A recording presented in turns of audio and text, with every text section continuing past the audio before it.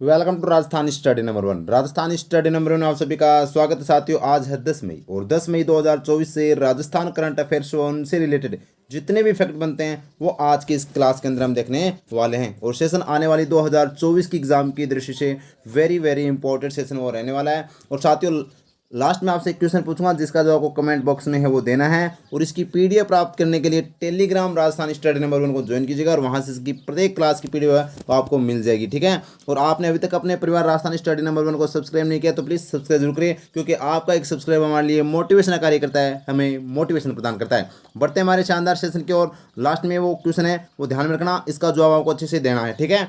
तो without wasting time first question और very important question. तो देखिएगा फर्स्ट क्वेश्चन क्या है। राजस्थान का पहला ऑटोनॉमस इंजीनियरिंग शिक्षण संस्थान कौन सा बना है। तो यानी राजस्थान का पहला ऑटोनॉमस इंजीनियरिंग शिक्षण संस्थान कौन सा बना है।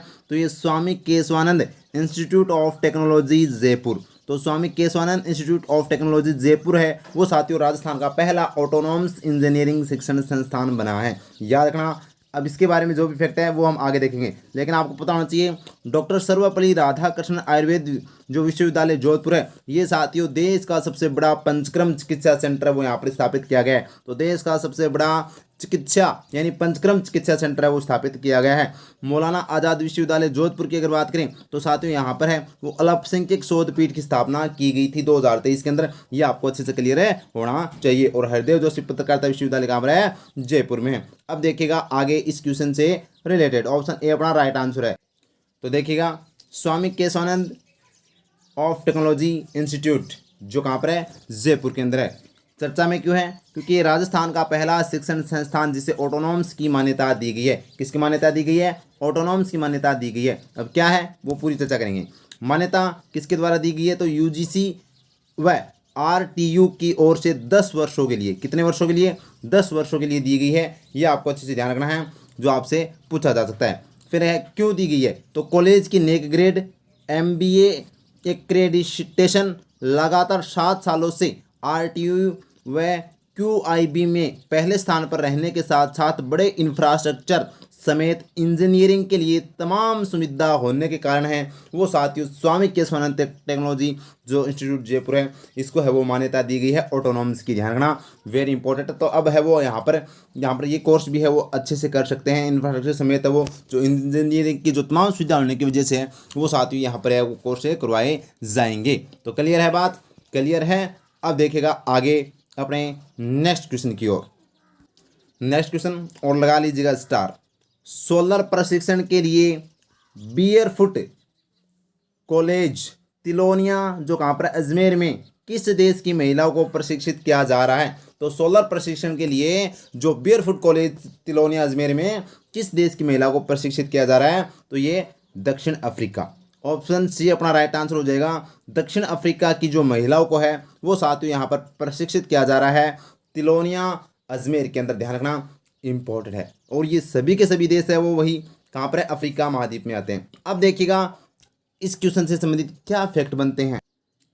तो देखिएगा बियरफुट कॉलेज तिलोनिया अजमेर चर्चा में दक्षिण अफ्रीका की महिलाओं को सोलर प्रशिक्षण दिया जा रहा है। तो चर्चा में क्यों है, क्योंकि दक्षिण अफ्रीका की महिलाओं को क्या दिया जा रहा है, सोलर प्रशिक्षण दिया जा रहा है। यानी सौर ऊर्जा से संबंधित है वो उनको जानकारी दी जा रही है किस तरह से सौर ऊर्जा का उपयोग करते हुए। क्योंकि आपको पता है यहाँ पर जो दक्षिण अफ्रीका या अफ्रीका महाद्वीप है वो साथियों जब या आपको पता है ये क्या है, पृथ्वी है और ये इसके बीचों बीच भूमध्य रेखा गुजरती है और ये इधर मकर रेखा है दक्षिणी के अंदर और इधर है कर्क रेखा। और एकमात्र जो महाद्वीप है जो तीनों रेखा है वो गुजरती है वो कौन सा है, अफ्रीका महाद्वीप है। इसलिए सर्वाधिक यहाँ पर बात करें तो सौर ऊर्जा की संभावना, सौर की संभावना है, सोलर ऊर्जा की संभावना कहाँ पर है, अफ्रीका महाद्वीप में। तो ये भी आपको ध्यान रखना है। तो दक्षिण अफ्रीका की महिलाओं को सोलर प्रशिक्षण दिया जा रहा है, ठीक है।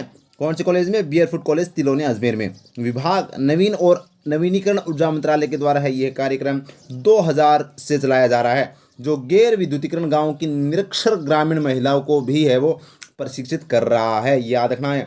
और प्रशिक्षित अभी तक है वो 96 देशों के 1600 मामा यानी कि क्या बोलते हैं इनको, सोल्डर मामा। ठीक है, याद रखना सोल्डर मामा, ये जो प्रशिक्षण ले रही महिलाएं हैं इनको सोल्डर मामा के नाम से जाना जाता है। तो सोल्डर मामा को प्रशिक्षित किया जा चुका है अभी तक 1600 सोल्डर मामा को, ये याद रखना, ये वेरी इंपॉर्टेंट है। ठीक है, तो अच्छे से क्लियर। अब यहाँ पर बात आ रही है सौर ऊर्जा की, तो सौर ऊर्जा से संबंधित देखिएगा अपने राजस्थान के क्षेत्र में। तो देखिएगा दुनिया का सबसे बड़ा सोलर ऊर्जा पार्क कहाँ पर है, तो ये साथियों भड़ला जोधपुर में है, 2245 मेगावाट का, ध्यान रखना, इंपॉर्टेंट। नेक्स्ट है राजस्थान में प्रथम सौर ऊर्जा फ्रिज कहाँ स्थापित किया गया है, तो बालेश्वर जोधपुर में।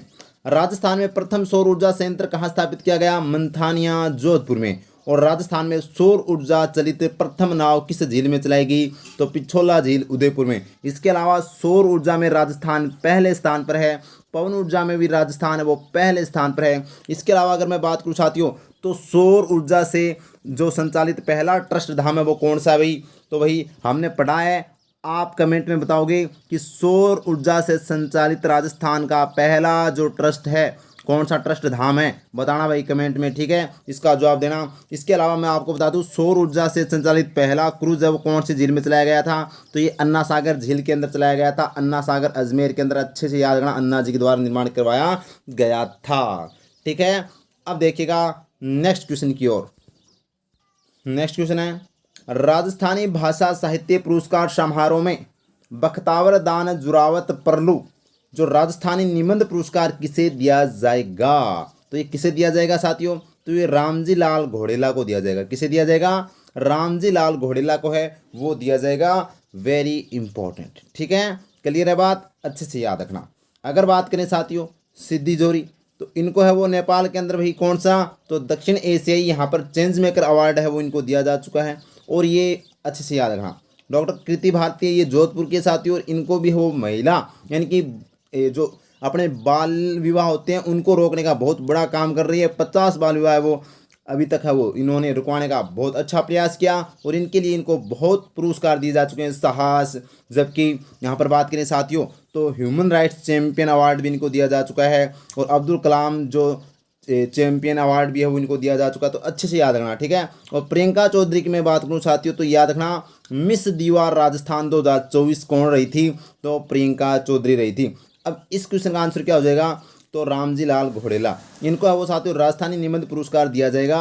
अगर बात करें तो ये कहाँ के हैं, तो ये लूणकरण सर के हैं, लूणकरण सर याद रखना। और यहाँ पर बात करें लूणकरण सर जो बीकानेर के हैं साथियों, और किस कृति के लिए इनको दिया जा रहा है, तो कृति जुगाड़, तो इन्होंने जुगाड़ बिठा लिया भाई राजस्थानी पुरस्कार के लिए। ठीक है, तो अच्छे से याद रखना है। तो देखिएगा रामजी लाल घोड़ेला, जिला इनका कौन सा है, तो लूणकरण बीकानेर जिला इनका। ठीक है, किस कृति के लिए इनको है वो राजस्थानी, यहाँ पर बात करें तो राजस्थानी भाषा साहित्य पुरस्कार है वो यहाँ पर दिया जाएगा, तो जुगाड़ के लिए पुरस्कार राजस्थानी निबंध पुरस्कार दिया जाएगा। और अच्छे से ध्यान रखना कौन सा पुरस्कार, इसके अंदर भी बख्तावर दान जुरावत पारलू पुरस्कार है। ठीक है, सम्मानित किसके द्वारा किया जाएगा, राजस्थानी भाषा साहित्य समारोह यानी पुरस्कार समारोह जो जून माह के अंदर आयोजित होगा साथियों, डेहे अपने नागौर के अंदर इसका आयोजन किया जाएगा। ये अच्छे से ध्यान रखना। तो ये हमने अच्छे से चर्चा कर ली थी, डेहे नागौर के अंदर है वो अखिल भारतीय राजस्थानी भाषा जो मान्यता संघर्ष समिति व नेक प्रकाश के द्वारा है वो इस कार्यक्रम का आयोजन जून माह में किया जाएगा, जिसमें राजस्थान के 28 साहित्यकारों को सम्मानित किया जाएगा, जिसमें से एक है वो जिसको रामजी लाल घोड़ेला को सम्मानित किया जाएगा। नेक्स्ट क्वेश्चन है साथियों अंतर्राष्ट्रीय रिदमिक प्रतियोगिता में भाग लेने वाली राजस्थान की पहली खिलाड़ी कौन है, तो ये साथियों कौन है, मेहल जैन। मेहल जैन है वो साथियों अंतर्राष्ट्रीय रिदमिक प्रतियोगिता में भाग लेने वाली राजस्थान की पहली खिलाड़ी है, याद रखना, वेरी इंपॉर्टेंट। और मेहल जैन कौन से जिले की है, तो ये जोधपुर जिले की, कौन से जिले की है, जोधपुर जिले की, ये भी अच्छे से ध्यान रखना। मोनिका जाट जो साथियों हाल में खेलो इंडिया साइकिलिंग प्रतियोगिता में गोल्ड मेडल जीता है, अच्छे से याद रखना। माहेश्वरी चौहान की बात करें साथियों तो इनका हाल में शूटिंग के लिए यहाँ पर बात करें तो पेरिस ओलंपिक के लिए वो शूटिंग के अंदर इनको क्वालिफाई किया गया है। और शीतल देवी को याद रखना हाल में ये जम्मू कश्मीर के साथियों, और यहाँ पर पैरा ओलंपिक खिलाड़ी है, और यहाँ पर ये शूटिंग ही इनका खेल है, तीरंदाजी इनका खेल है साथियों। और हाल में है इनको कौन सा अवार्ड दिया गया है, तो अर्जुन अवार्ड दिया गया है, लगा लीजिएगा स्टार। ठीक है, तो आगे देखिएगा नेक्स्ट क्वेश्चन है उप मुख्यमंत्री दिया कुमारी के पास कौन सा विभाग नहीं है, तो बताओ भाई कौन सा विभाग है वो नहीं है, तो महिला एवं बाल विकास विभाग बिल्कुल है भाई इनके पास, क्योंकि ये महिला है तो महिला और साथ में बच्चों का भी बाल विकास। ठीक है, अच्छे ध्यान रखना। पर्यटन विभाग, क्योंकि ये राजकुमारी है तो इनके यहाँ पर महल में पर्यटक आएंगे, तो यानी पर्यटन विभाग भी इनके पास है।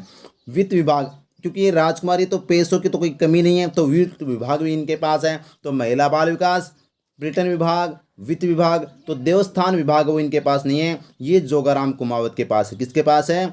जोगाराम कुमावत के पास है साथियों, ये याद रखना। और जोगाराम कुमावत आपको पता होना चाहिए, पशुपालन मंत्री, डेयरी, और यहाँ पर देवस्थान मंत्री कौन है? जोगाराम कुमावत है। क्लियर है? तो उप मुख्यमंत्री है 6 नंबर पर है वो राजस्थान की है वो साथियों उप मुख्यमंत्री। 7वें कौन है? प्रेमचंद बैरवा। अभी तक राजस्थान में 7 उप मुख्यमंत्री बनाए गए हैं। और दिया कुमारी की बात करें तो ये साथियों विद्याधर नगर इनका विधानसभा क्षेत्र है, और 16वीं विधानसभा के अंदर सर्वाधिक मतों के अंदर जीतने वाली विधायक कौन है? तो ये दिया कुमारी है। और 20 महिला विधायक है वो इसके अंदर है, अभी तक है वो जीती है 16वीं विधानसभा में। ठीक है, आगे देखिएगा। अब फटाफट है वो कल के क्वेश्चन 9 मई के क्वेश्चनों का हम फटाफट क्या कर लेते हैं? रिवाइज कर लेते हैं, ताकि हमें लंबे समय तक साथियों क्वेश्चन है वो याद रहे। देखिएगा, कल हमने क्वेश्चन पढ़ा था सौर ऊर्जा से संचालित खरपतवार नाशक आविष्कार के लिए किसे सम्मानित किया गया? तो ये रामधन लोढ़ा को, जो साथियों झालावाड़ के, कहाँ के हैं? झालावाड़ जिले के हैं साथियों, अच्छे से याद रखना, रामधन लोढ़ा। आगे देखिएगा नेक्स्ट क्वेश्चन है 16वीं राजस्थान विधानसभा के लिए सार्वजनिक प्राक्कलन समिति के अध्यक्ष किसे नियुक्त किया गया? तो कालीचरण सराफ को। याद रखना, अच्छे से याद रखना भाई, वेरी इंपॉर्टेंट है। नेक्स्ट क्वेश्चन देखिएगा। नेक्स्ट क्वेश्चन है केंद्रीय शुष्क क्षेत्र अनुसंधान संस्थान काजरी ने खेजड़ी वृक्ष की कौन सी उन्नत नस्ल बनाई है? तो ये मरुशोभा नस्ल है वो बनाई है खेजड़ी के द्वारा, ये काजरी के द्वारा। नेक्स्ट क्वेश्चन है राजस्थान में कहाँ वेदों के प्रसार के लिए वेद पुस्तकालय की स्थापना की जाएगी? जोधपुर के अंदर वो की जाएगी साथियों, अच्छे से याद रखना। और ये प्रश्न आज आपके लिए है, कमेंट बॉक्स में इसका जवाब देना भाई। देखते हैं कौन सबसे पहले जवाब देता है। राजस्थान का सबसे लंबा रोपवे कहाँ बनाया जाएगा? ऑप्शन आपके सामने, Amer Nahargarh ropeway, Jeen Mata ropeway Sikar, Sunda माता रोपवे जालोर, और अन्नपूर्णा माता रोपवे जयपुर। तो बताओ भाई कौन सा इसका राइट आंसर होगा? कमेंट में है वो इसका जवाब है वो आना चाहिए। और अगर सेशन अच्छा लगा है तो साथियों लाइक ज़रूर कीजिएगा, और शेयर कीजिएगा अपने साथियों को, सब्सक्राइब जरूर कीजिएगा। Thank you. जय हिंद, जय भारत माता की।